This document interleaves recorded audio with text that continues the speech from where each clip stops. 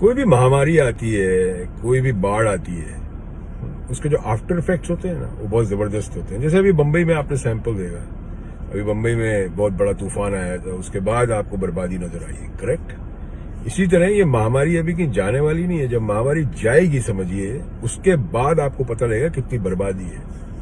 अभी आप लोगों को लगता है कि लाशें निकल रही गंगा किनारे में से ना, ये लाशें खेतों में, आप गटरों में से, सब जगह से निकलेगी। आपको जमीन खरीदेंगे ना, जब उसकी नींव खोदेंगे तो आपको वहां पे लाश मिल सकती है। अगर जिंदा हो तो उस जिंदा होने का कोई प्रूफ तो दे दो, वरना कब तक ऐसे जिंदा लाशों की तरह कोने में बैठे रहोगे और तुम्हारे चाहने वाले, तुम्हारे प्यारे, तुम्हारे परिवार वाले, उनकी लाशें गंगा में बहती रहेंगी, गंगा के तट पे बिना आग नसीब किए, बालू ढक के। चील, कौवे, सियार, गीदड़, कुत्ते खाते रहेंगे। अब तो जग जाओ, अब तो जग जाओ और अपने जीवित होने के, जिंदा होने के का प्रूफ, प्रमाण तो सामने लाओ। नमस्कार, सत श्री अकाल, सलाम, हेलो आप सभी लोगों को भाइयों। लेके चलता हूं इस वीडियो में अभी भाई की ओर। अभी भाई कह रहे हैं आप सभी को, और खास करके अनभक्तों को, कि सही को सही कहना, गलत के खिलाफ आवाज उठाना और लड़ना, यही सच्ची देशभक्ति है। वरना वो दिन दूर नहीं है जब बारिश का सीजन आएगा, सारे नाले भर जाएंगे, नदियां भर जाएंगी, तालाब भर जाएंगे और सिर्फ आपके आमने सामने चारों ओर आपके प्यारे, आपके परिवार वाले, आपके जानने वाले, आपके चाहते, सबकी लाशें बह रही होंगी। अभी भी समय है, जग जाओ और जोर से नारा लगाओ, रिजाइन मोदी। ओवर टू अभी भाई। आप लोगों को सतर्क करना, बस इससे ज्यादा मेरे बस में नहीं है। मैं सिर्फ बता सकता हूँ आप लोगों के सामने गड्ढा है ना आ जाओ, वो मैं बताता रहा हूँ। वो बात अलग है कि लोग बात जानते नहीं है 2015 से मैं क्या बोलता है और क्या क्या हुआ देश में। अब मैं एक चीज के लिए आप लोगों को और सतर्क करना चाहता हूँ।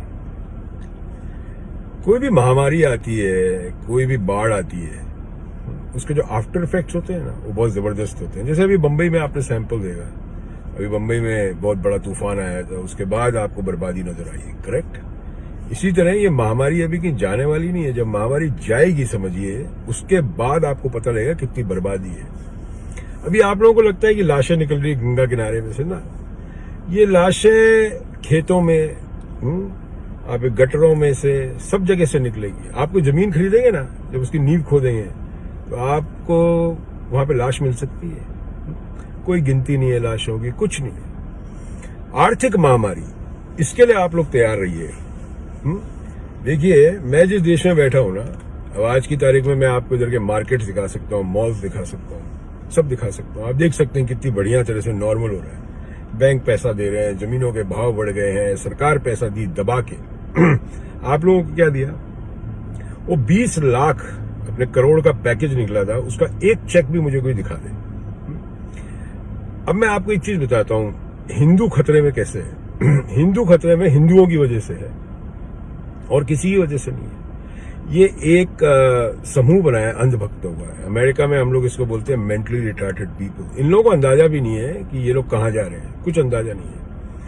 इनका सेठ अगर आके बोले ना, रात को उठ के बोलेगी अभी दिन हो रहा है, तो ये लोग चिल्लाने लग जाए दिन हो रहा है। इन लोगों को अपना दिमाग नहीं है, इन लोगों का दिमाग हाईजैक कर दिया गया है। तो अगर 2-3 लाख रुपए कम कमा रहे हैं ना आप आज की तारीख में महीने का, तो आपकी जिंदगी बर्बाद हो चुकी है, आपके बच्चों की, ये बात गारंटी है। इसके उन हिंदुओं के लिए है जो चुप बैठे हैं, जो इसके खिलाफ नहीं बोल रहे। 2014 से पहले क्या हुआ था, क्या नहीं हुआ था, उसकी बात छोड़िए। तभी ये सरकार आई 303 सीटों के साथ कि कुछ करेगी। हर एक मोहल्ले में, हर एक कूचों में, हर एक चौराहे पे लगा, अब की बार ये सरकार, अब की बार वो सरकार, ये सरकार। अब की बार कोई सरकार नहीं, अब की बार मारा मार, कुछ नहीं होने वाला, सिर्फ मारा मारी होगी। जो आर्थिक महामारी होगी ना, वो क्राइम लेके आएगा, सुसाइड्स लेके आएगा, रेप्स लेके आएगा, पक्का लेके आएगा। एक साइट है इंडिया में जहां पे पूरा डेटा लिखा जाता है क्राइम का, NCRB, उस पर ट्रैक रखिएगा, उसका डेटा देखते जाए कैसे बढ़ रहा है ग्राफ। हैप्पीनेस इंडेक्स में अपन सबसे नीचे हैं। किसी की शक्ल पे मुस्कुराहट नजर नहीं आती, सब के सब दुखी हैं आज की तारीख में देश में। मगर अब की बार तो ऐसा नहीं होने वाला। अब अंधभक्त जो है, जब तक इनको नहीं दबोचेंगे ना, तब तक आप सरकार को नहीं दबोच पाएंगे, क्योंकि सरकार इनके भरोसे चल रही है। जिस गाड़ी में बैठा हूं इसके अगर टायर निकाल दोगे गाड़ी आगे नहीं चल सकती। उन पे हमला करना या उनसे सवाल करने का कोई मतलब नहीं है, कुछ नहीं। उनको सुनाई नहीं देता, सिर्फ बोलते हैं। ठीक है, जिनको सुनाई देता है ना उनको बोलो, उनको समझाओ, और ये उनके हित में समझा रहे हैं। और ये देश के हिंदुओं को करना पड़ेगा, ये करना पड़ेगा। ये जो इन्होंने एक हिंदुत्व की लहर लगा रखी है ना, फेक है, टोटल फेक। ये अपने पॉलिटिकली जिसको कहते हैं जनरेटेड लहर है, इसका कुछ नहीं है।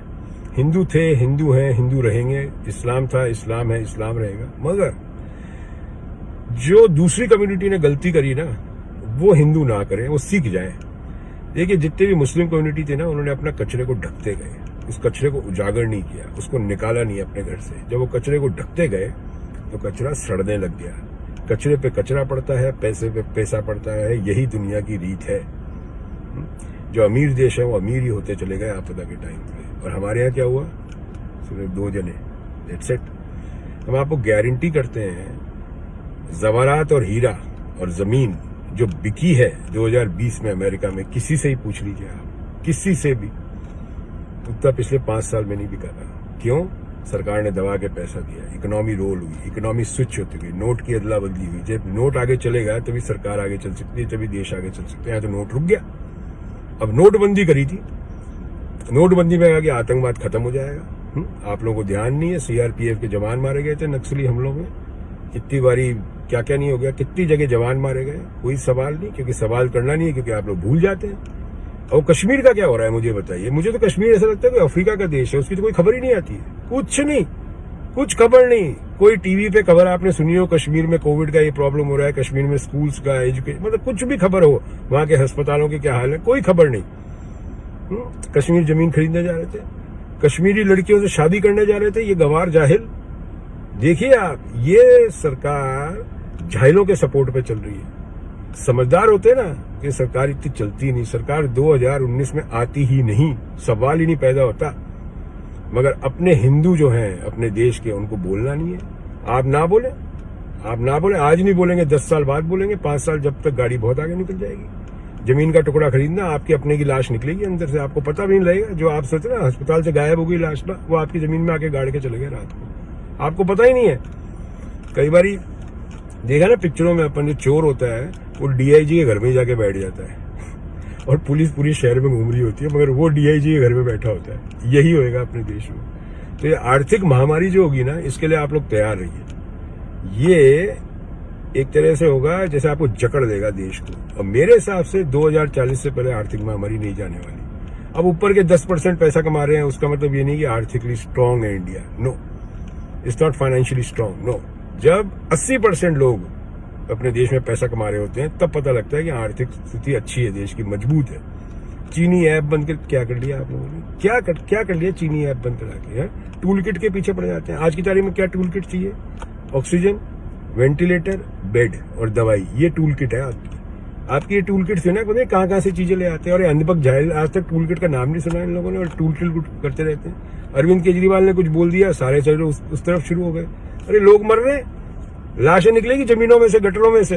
अभी बारिश होगी, तूफान होगा ना, लाशें बाहर निकलेगी। जैसे अपने तो गटर सारे फूल जाते हैं ना बारिश होती है। अभी हैदराबाद में देखा था आप लोगों ने, पिछले साल हुई थी बारिश, हुई थी, क्या हुआ था? सब का सब बाहर आ जाता है, सारा कचरा, लाशें निकलेगी। आप एक काका, मामा, ताऊ, चाचा, ये सब बहते नजर आएंगे आपको अपनी आंखों के सामने। जबकि आपको तो बोला था, वो तो कहीं चले गए, भाग गए। एक औरत का आया था ना कि उसके पिताजी गायब कर दिए इन लोगों ने। गायब नहीं करे, कहीं ना कहीं गटर में डाल दिया। और सत्य बोलना डराना नहीं होता, सत्य बोलना सही होता है। कि आपको मैं सत्य से, आपको मैं वो बता रहा हूं जो आपकी सरकार आपको नहीं बता रही, जो आपकी मीडिया आपको नहीं बता रही। मैं जिस देश में बैठा हूं या क्या हो रहा है, तो मुझे कंपैरिजन करना बहुत इजी रहता है। यहाँ पे कितने अप्रवासी भारतीय हैं? चलिए ये बताइए कि हाउडी में आए थे इतने सारे लोग, 35,000, 50,000। याद है ह्यूस्टन में हाउडी हुआ था।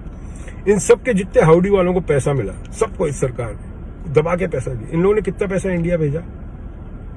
कितना पैसा इन लोगों ने इंडिया? कुछ नहीं। सब तमाशे थे, तमाशे हैं और तमाशे ही होते रहेंगे। तमाशों पे सरकार नहीं चलती, तमाशों पे सर्कस चलता है। तभी मैं कहता हूं ये सर्कस चल रहा है या सरकार चल रही है, मुझे समझ में नहीं आता कि हमारे जमाने में सर्कस चलते थे, वो सर्कस बंद हो गए, अब ऐसी सरकारें आ गई। अब इनको सिर्फ ये करना है कि दूसरी सरकार को ब्लेम करते रहे। दूसरी सरकार को ब्लेम करने से कुछ नहीं होगा। घर में अगर आपका बलात्कार हो रहा है ना, तो आपको उसको सुलझाना पड़ेगा। दूसरी के घर में बलात्कार होने से आपका बलात्कार का मुद्दा सॉल्व नहीं होता है। कई लोग बोलते हैं अमेरिका में तो ये हो रहा है, इससे कोई मतलब नहीं है। तुम जानते नहीं, तो अमेरिका तुम आसपास नहीं फटक सकते जितने अनुभक्त हो। तुम जाहिल थे, जाहिल हो और जाहिल ही मरोगे। और आज की तारीख में हिंदुत्व को अगर खतरा है ना सबसे बड़ा, तो इन जाहिलों से है और किसी से नहीं है। और जो चुप करके बैठे हैं ना, वो देश हित में नहीं है। आप देश से गद्दारी कर रहे हैं अगर आप लोग चुप बैठे हैं। मैं आपको गारंटी करता हूं कि देश आपके हाथ से निकल जाएगा। हर चीज में पहले मुसलमान होता था, याद होगा आपको। आज उन हिंदुओं को भी लिब्रांडू, किसी को माँ बहन की गाली, किसी को दलाल बोल देना, ये इनको इससे ज्यादा कुछ नहीं आता। Nothing, they know, zero. इनको इससे ज्यादा कुछ, अनपढ़ गवारों की फौज है। तो जिस दिन इस फौज को आपने कब्जे में कर लिया ना, उस दिन देश सही रास्ते पे चलना शुरू हो जाएगा। फिर कोई भी प्रधानमंत्री बने, कोई फर्क नहीं पड़ता, कोई नहीं। मगर इन जाहिलों को आपको कब्जों में करना पड़ेगा, जिनकी जमीनों में इनके काका मामा ताऊ की लाशें दफन है। लकड़ी के पैसे नहीं इन लोगों के पास है, लाशों के ऊपर डाला जा रहा है मिट्टी का तेल, उससे जलाई जा रही है। और ये बात कर रहे हैं ना कि फौज के साथ रहे, ना किसी के साथ रहे, आज ना किसानों के साथ रहे। कहाँ रहे किसानों? 300-350 किसानों ने आत्महत्या कर ली, कोई बोले? कुछ नहीं बोले। ये हाईजैक है, पागल है ये लोग।